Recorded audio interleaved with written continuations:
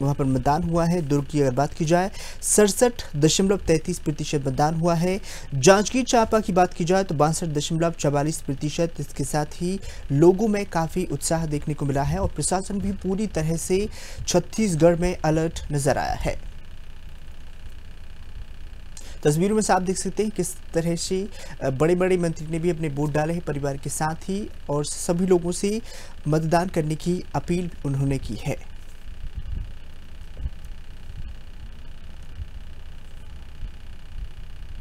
बता दें कि छत्तीसगढ़ में 7 सीटों पर जो है मतदान हुआ और छत्तीसगढ़ में अगर 5 बजे की अगर बात की जाती है प्रतिशत की तो छत्तीसगढ़ में जो है 67.87% मतदान देखने को मिला है। बिलासपुर में 60%, दुर्ग लोकसभा सीट की अगर बात की जाए तो 67.33% मतदान हुआ है। कोरबा की अगर बात की जाए तो 70.60%, रायगढ़ की बात की जाए तो 75.84% मतदान हुआ है और रायपुर लोकसभा सीट में 61.25% मतदान हुआ है। इसके साथ ही ये तस्वीरों आप साफ देख सकते हैं किस तरह से पूर्व मुख्यमंत्री भूपेश बघेल ने भी अपना वोट डाला है और लोगों से वोट डालने की अपील भी उन्होंने की है।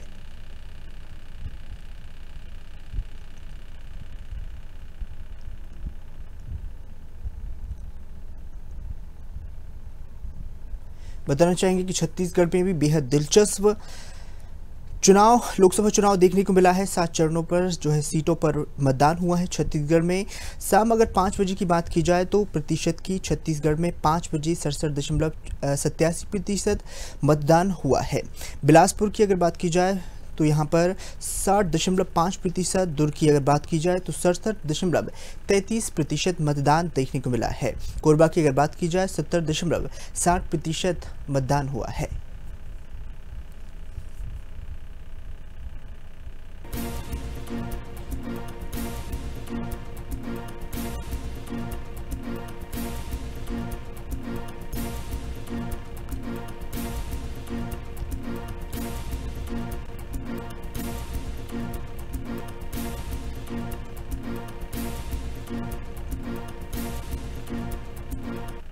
चलिए अगली बड़ी खबर का रुख करते हैं जो कि आपको भोपाल राजधानी बता रहे हैं। बताना चाहेंगे कि 5 बजे की मतदान प्रतिशत आपको एमपी के हम बता रहे हैं। बताना चाहेंगे कि एमपी में 9 लोकसभा सीटों पर मतदान हुआ है और शाम अगर 5 बजे की बात की जाए वोटिंग प्रतिशत आपको टीवी स्क्रीन पर हम बता रहे हैं।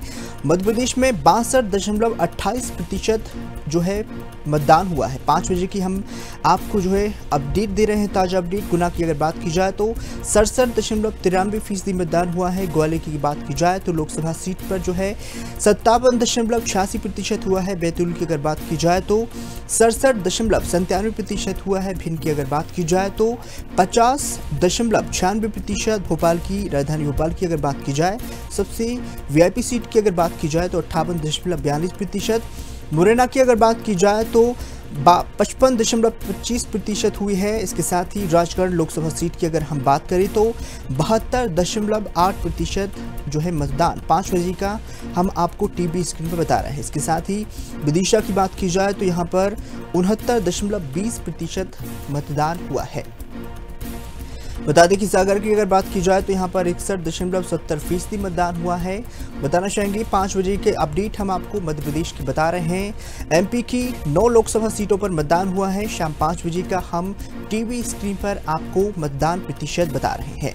मध्य प्रदेश में अगर बात की जाए तो 62.28% 5 बजे तक मतदान हुआ है। मध्य प्रदेश की अगर बात की जाए तो 62.28%। गुना की अगर बात की जाए तो 68.93%। ग्वालियर की अगर बात की जाए तो 67.97%। इसके साथ ही भिंड में 50.96% मतदान देखने को मिला है। तो सुरक्षा को लेकर ही लगातार पुलिस प्रशासन भी पूरी तरह से अलर्ट रहा है और लगातार युवाओं में भी खासा उत्साह देखने को मिला है। भोपाल की अगर बात की जाए तो यहाँ पर 50.96% मतदान 5 बजे देखने को मिला है। मुरैना की अगर बात की जाए तो 55.25%। राजगढ़ की अगर बात की जाए तो 42.8% मतदान देखने को मिला है। इसके साथ ही विदिशा लोकसभा सीट की अगर बात की जाए तो 59.20%। सागर की बात की जाए तो 61.70% 5 बजे मतदान देखने को मिला है। बताना चाहेंगे कि सभी ने मतदान किया है। युवाओं में खासा उत्साह देखने को मिला है। एमपी में 9 लोकसभा सीटों पर मतदान जारी है और शाम की अगर 5 बजे की बात की जाए तो मध्य प्रदेश में 62.28% मतदान हुआ है।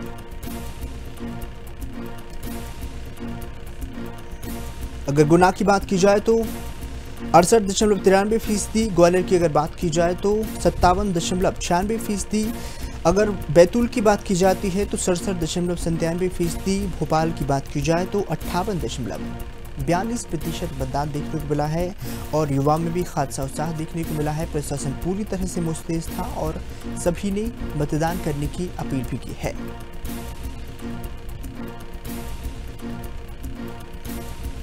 बताना चाहेंगे कि राजगढ़ में लोकसभा सीट की अगर बात की जाए तो 42.8%, विदिशा में 69.20%, सागर की अगर बात की जाए तो 61.70% मतदान देखने को मिला है। तो आपको बता रहे हैं 5 बजे का जो है वोटिंग प्रतिशत आपको मध्य प्रदेश का बता रहे हैं। बताना चाहेंगे कि एमपी में 9 लोकसभा सीट पर मतदान जारी है। 5 बजे की अगर बात की जाए वोटिंग की तो मध्य प्रदेश में 62.28% मतदान देखने को मिला है।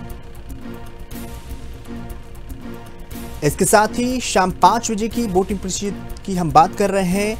मध्य प्रदेश में 62.28% मतदान देखने को मिला है।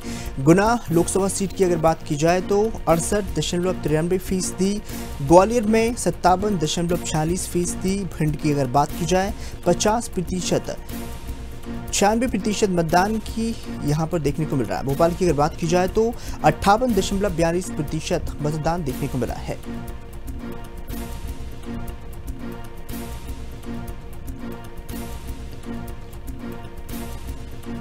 तो टीवी स्क्रीन पर इस वक्त की बड़ी खबर आपको बताना चाह रहे हैं, जहां पर शाम 5 बजे का वोटिंग प्रतिशत हम आपको बता रहे हैं,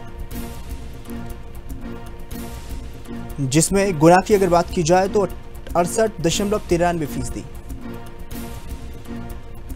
गुना से हमारे संवाददाता विनोद कुमार शौरी हमारे साथ जुड़ चुके हैं। विनोद जी, अगर बात की जाए तो वहां पर किस तरह का उत्साह देखने को मिल रहा है? यहाँ पर जी, अभी तक 59% के आसपास वोटिंग हुई है और यहाँ पर मतदान केंद्रों से सुबह से ही शांतिपूर्ण तरीके से मतदान कराए गए। जी, और यहाँ पर प्रशासन की ओर से भी सारी व्यवस्थाएं अच्छी की गई थी, जिसमें ऊपर छाए के लिए भी और बैठने के लिए भी व्यवस्था की गई थी। जी, विनोद जी, अगर बात की जाए तो जो है सबसे वीआईपी सीट मानी जाती है गुना, वहां पर ज्योतिरादित्य सिंधिया की बात की जाए तो यहाँ पर विपक्ष और पक्ष में किस तरह की टक्कर देखने को वहां पर मिल रही है? हाँ, यहाँ पर दोनों प्रत्याशियों में दोनों में मुकाबला तो है, लेकिन कुछ क्षेत्र में यहाँ पर बीजेपी का असर दिखाई दे रहा है और कुछ क्षेत्र में कांग्रेस का असर दिखाई दे रहा है। जी जी, विनोद जी, अगर बात की जाए तो जो है गुना में कांग्रेस, अगर बीजेपी की बात की जाए तो दोनों ही लगातार सभी को साधने में जुटे हुए हैं और जो है महिलाओं वर्ग को लेकर बीजेपी ने भी लगातार अपनी जो है नई योजनाएं चलाई हैं, उसको लेकर किस तरह का वहां पर महिलाओं में उत्साह देखने को मिला? यहाँ पर जी विनोद जी, यहाँ पर जी मतदान के लिए तो सुबह से ही अच्छा वो दिखाई दे रहा है और यहाँ पर मतदान के लिए भी लोग दोपहर में 3 बजे से लेकर 4 बजे 4 साढ़े 4 बजे तक मतदान पर लोगों की संख्या धूप के वजह से कम रही और 4:30 बजे के बाद 6 बजे तक संख्या अच्छी रही। जी विनोद जी, आपसे और जानना चाहेंगे किस तरह की वहां पर सुरक्षा के इंतजाम किस तरह के किए गए थे प्रशासन द्वारा? सुरक्षा के भी यहाँ पर अच्छे कड़े इंतजाम किए गए थे। यहाँ पर पुलिस बल तैनात था और पुलिस की सुरक्षा भी मौजूद थे, सुरक्षाकर्मी। जी, तो गुना सबसे जो है वीआईपी सीट मानी जाती है, इसको लेकर जो वहां पर जी जी गुना में ज्यादातर तो सिंधिया परिवार ही गुना से खड़ा हुआ है। पहले ज्योतिरादित्य सिंधिया की दादी राजमाता सिंधिया गुना से खड़ी हुई थी जी।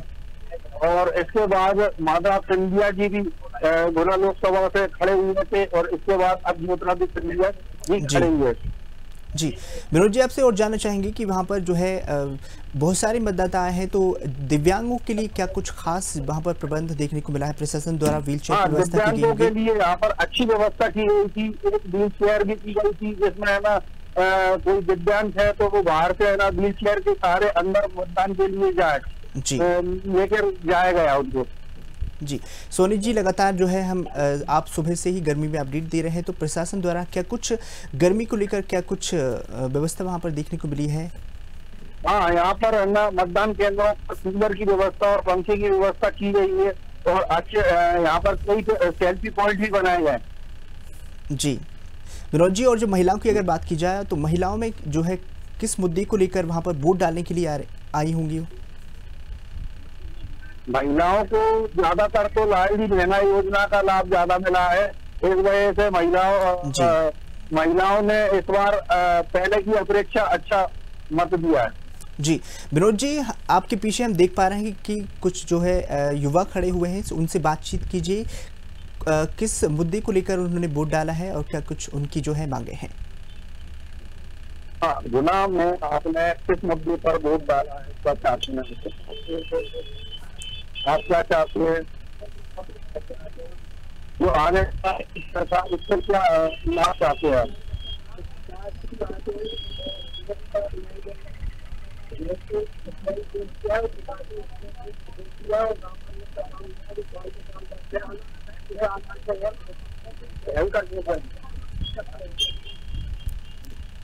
भैया आप रिंग रोड के बारे में कुछ बताएं। आप तो गुना शहर को बहुत पहले से आवश्यकता है और अब आगे अपेक्षा रहेगी माननीय सिंधिया जी महोदय इस विषय में और आगे कार्य को बढ़ाएंगे और नई सौगात के रूप में रिंग रोड शहर को मिलेगी।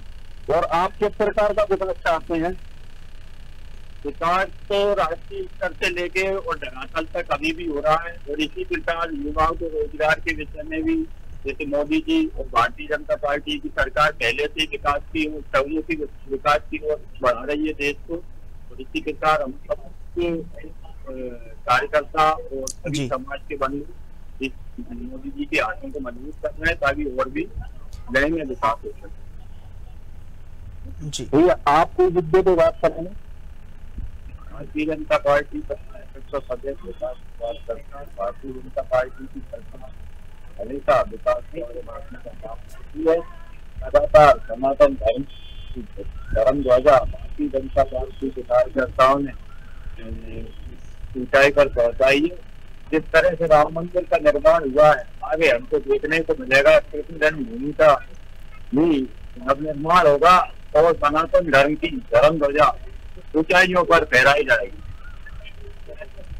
आप किन मुद्दों पर अपना? देखिए, अगर मुद्दे की बात करें हमको लगता है कि आज रोजगार की बहुत ज्यादा आवश्यकता है, चाहे वो देश हो चाहे प्रदेश हो या जिला हो। आप देखिए कि सिंधिया जी लगातार ज्योतिरादित्य सिंधिया जी, माधवराव सिंधिया जी, उनकी माता जी लगातार केंद्रीय मंत्री रहे, सांसद रहे, लेकिन आज तक स्थानीय गुना में कोई एक भी फैक्ट्री या एक भी उद्योग आज तक स्थापित नहीं किया गया। तो मेरा ऐसा मानना है कि आज भी गुना की जनता, गुना के युवाओं को रोजगार की जो महती आवश्यकता है और उसकी ओर प्रत्येक युवा देख भी रहा है और शायद इस दिशा में कुछ हो। जो अब नई सरकार आएगी वो किसकी सरकार होगी मैं ये तो नहीं कह रहा हूँ, पर इस बार चौंकाने वाले परिणाम निश्चित तौर पर आएंगे, क्योंकि इस बार जो मुद्दे हैं वो मुझे नहीं लगता है कि किसी धर्म से या रिलीजन से मतलब है। इस बार निश्चित तौर पर इसकी दशा और प्रगति और रोजगार, बेरोजगारी, तमाम इन मुद्दों को लेकर के इस बार प्रत्येक वोटर ने मतदान किया है और इसके परिणाम भी निश्चित रूप से अलग ही आएंगे। आप कुछ बोलेंगे मुद्दों के बारे में? भारतीय जनता पार्टी काम करेगी, वैसे ही सरकार भी आगे बढ़ेगी। आप कुछ चाहते हैं आने वाली सरकार में? इसका चाहना है जो लोग है वो बेरोजगार है उनको काम मिलना चाहिए। अच्छा, आने वाली सरकार से क्या अपेक्षा चाहते हैं आप? आने वाली सरकार से बहुत अपेक्षा है। जैसे कि पहली बात तो बेरोजगारी सबसे बड़ी समस्या है, पहले नंबर। आज लोग आत्महत्या कर रहे हैं, ज्यादा आत्महत्या कर रहे हैं, लोग काम धंधे नहीं कहने को वहाँ लोग आत्महत्या कर रहे हैं, मजदूरी कर रहे हैं, लेकिन लोगों को मजदूरी नहीं मिल रही, महंगाई की चरम सीमा पहुंची कि आदमी पालन पोषण करना बहुत मुश्किल की बात हो रही। यही नहीं है, पालन पोषण की अधिकार तो हो नहीं रहा। और दूसरी बात, मोदी जी की सरकार आने वाली है, क्योंकि चारों तरफ से मोदी की लहर चाह रही है, भाजपा की सरकार बनेगी कुल मिला यही है। लेकिन अब आने वाली ये है कि गरीबों को तकलीफ भैया आप कुछ बोलेंगे कि जो आप आने वाली सरकार के बारे में क्या है, क्या नहीं? आप यही कहना चाहूंगा, बीजेपी बनेगी तो मुख्य कारण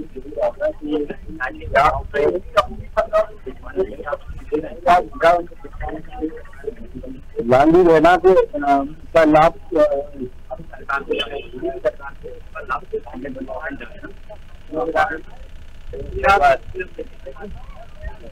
जी।